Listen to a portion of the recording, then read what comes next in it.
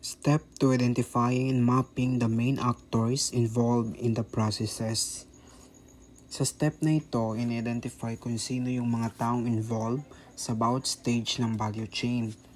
So, we have input suppliers, sila yung nagbibigay ng mga kailangan na materials tulad ng seeds, feeds, fertilizer, or equipment.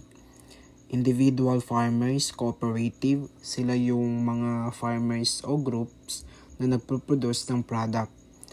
Cooperatives, farmer groups, private companies, sila yung nagko-collect o bumibili ng products mula sa farmers para ipasa sa processor o traders.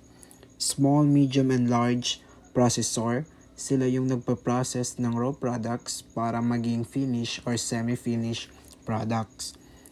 Wholesale and retail traders, sila yung nagbebenta ng products sa malaking market o sa consumer.